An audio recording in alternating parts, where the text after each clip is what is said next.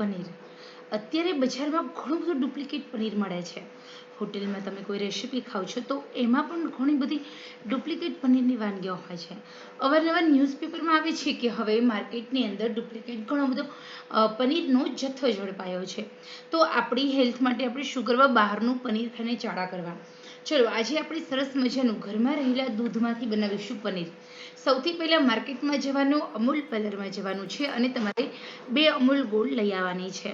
તો અહીંયા તમારે 2 અમૂલ ગોલ્ડ છે 1 લીટર દૂધમાંથી તમે ઘણું બધું પનીર બનાવી શકો છો.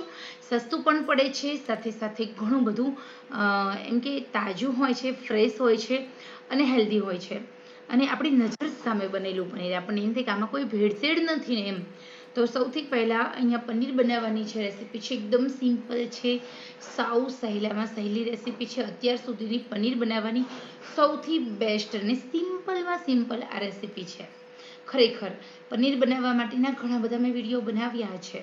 પનીર બનાવવાની રેસીપી એકદમ સિમ્પલ છે, એકદમ સરળ છે. બધા કહે કે સતત હલાવ કરવાનું, બધા કહે પનીર બનાવતા વાર લાગે. જી ના, પનીર બનાવતા માત્ર ને માત્ર 3 થી 4 જ મિનિટનો ટાઈમ લાગે છે. અને પનીર બનાવવા માટે કોઈ જ વાતનું ધ્યાન નથી રાખવાનું. તમે પહેલી વાર પનીર બનાવી રહ્યા છો તો બિંદાસ આ રેસીપી જોઈને પનીર બનાવી શકો છો. સૌથી પહેલાં 2 અમૂલ ગોલ્ડની દૂધની થેલી હોય, ફૂલ ફેટ દૂધ જોઈએ, આમાં એક કન્ડિશન હોય છે. અને સાથે તમારે 4 લીંબુનો રસ લેવાનો છે.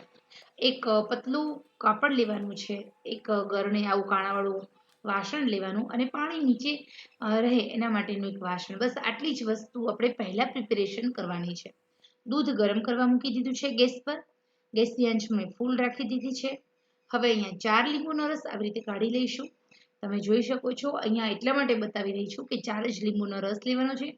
લીંબુ એકસાથે ઉમેરવું, લીંબુ કટકે કટકે ઉમેરવું. કેવી રીતે આપણે દૂધમાં લીંબુ ઉમેરવાનું છે, ક્યારે ઉમેરવાનું છે, બધી જ વાત તમને હું આ વિડીયોમાં કહેવાની છું. સૌથી પહેલાં અહીંયા આપણે લીંબુનો રસ એક બાજુ કરી લઈએ. ખરેખર આ જે રેસીપી છે ને એક વખત સમજી લેશો ને પછી લાઈફ ટાઈમ તમારું પનીર બનાવવું હોય ને ત્યારે બીજી કોઈ રેસીપી જોવાની જરૂર રહેશે નહીં. જેવી રીતે મારું ઘીની રેસીપી હોય છે એકદમ સિમ્પલ, એવી જ રીતે આ પનીરની રેસીપી છે. તો હવે અહીંયા સૌથી પહેલાં આપણે કશું જ કરવાનું નથી. અહીંયા મેં એકદમ મસ્ત રીતે લીંબુ છે, 4 લીંબુ છે, લીંબુનો રસ કાઢી લીધો છે. અને લીંબુ છે આ રસને આપણે ગાળવો હોય તો ગાળી પણ શકાય, અંદર બીજ હોય, આમ તો બીજ ના હોય. હવે અહીંયા સૌથી પહેલાં દૂધ ગરમ કરવા મૂક્યું છે, લીંબુનો રસ કાઢી લીધો છે, જેટલા વાસણની જરૂર છે એ તમને બતાવી દીધા છે. આપણે આશરે જે 1 લીટર દૂધ છે એમાંથી તમારું 200 ગ્રામ કરતાં સહેજ અમથું ઓછું એટલા પનીરનો જથ્થો બને છે. જ્યારે તમે માર્કેટમાં જશો ને 200 ગ્રામ પનીર લો તો ઘણું કોસ્ટલી પડતું હોય છે. બીજું કે ઘણા બધા દિવસ પહેલાંનું. સૌથી મહત્વની વાત છે કે તમે તમારા શરીરને કચરાપેટી સમજી બહારનું ફૂડ જે ઘણા બધા દિવસથી સ્ટોરેજ અને કેમિકલવાળું હોય એ ખાઓ એના કરતાં આપણા અંદરના શરીરની પાચન તંત્ર નબળું ન પડે એના માટે ઘરનું બનાવેલું ખોરાક ખાવો ખૂબ જરૂરી છે. અહીંયા મેં દૂધ ગરમ કરવા મૂકી દીધું છે. દૂધમાં એક ઉભરો આવે ત્યાં સુધી જ આપણે ગરમ કરવાનું. ગેસની આંચ ચાલુ રાખવાની છે. પરંતુ આપણે જ્યારે પણ આપણે દૂધ ગરમ કરવા મૂક્યું હોય ત્યારે આપણે ગેસની આંચ ફૂલ રાખવાની, આવી રીતે હલાવવાનું અને થોડો ઉભરો આવે એ પછી આપણે એની અંદર એડ કરવાનું છે લીંબુ. પરંતુ ખાસ દૂધનો એક ઉભરો આવવો જરૂરી છે. દૂધ એકદમ ગરમ થાય પછી જ આપણે કારણ કે આપણું આ દૂધ ફ્રીજમાં મૂકેલું હોય એટલે થોડું ઠંડુ હોય એટલે ગરમ થતાં થોડી વાર લાગતી હોય છે. અહીંયા પનીર બનાવવા માટે આમ જોઈએ તો દૂધ ગરમ થાય એ પછી માત્ર 3 થી 4 જ મિનિટ લાગે છે પનીર બનતા. તો અહીંયા હવે આપણું દૂધ છે એકદમ સરસ હૂંફાળું ગરમ થયું છે. તમે જોઈ શકો છો ફરતી મલાઈ વળી રહી છે. તો આપણું દૂધ જે આ હૂંફાળું ગરમ થાય, સહેજ અમથું ઉકળવા લાગે અંદરની અંદર, ત્યારે આપણે એમાં લીંબુ ઉમેરવાનું છે. યાદ રહે પનીર બનાવવામાં સતત હલાવ કરવાનું નથી. એટલે એની જે પ્રોસેસ છે પહેલાં આપણે થોડું દૂધ ઉમેરવાનું, લીંબુનો રસ છે પહેલાં થોડો ઉમેરવાનો, બધો આપણે ઉમેરી નહીં દેવાનો. પછી સહેજ અમથું આવી રીતે હળવા હાથે હલાવવાનું છે. સતત હલાવ નથી કરવાનું કારણ કે દૂધમાંથી હવે જે લીંબુનો રસ અને દૂધ બંને મિક્સ થાય છે એટલે એક રાસાયણિક પ્રક્રિયા થાય.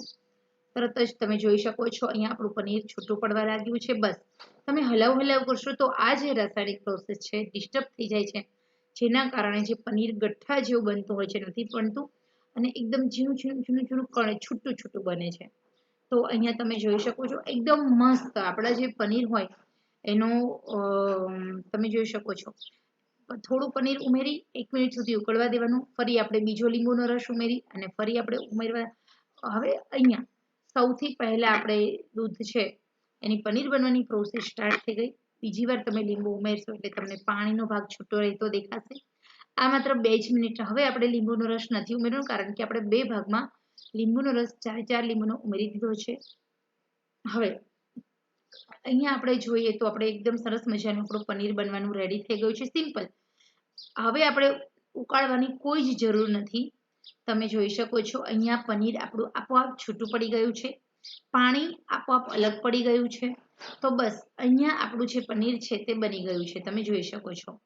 તો એવું જરૂરી નથી કે તમારે ઉકાળવું. હવે તમે ઉકાળશો ને તો પણ જેટલું પનીર આપણું દૂધમાંથી બનવાનું તે બની ગયું. તો માત્ર 2 જ મિનિટમાં તમારું પનીર બને છે.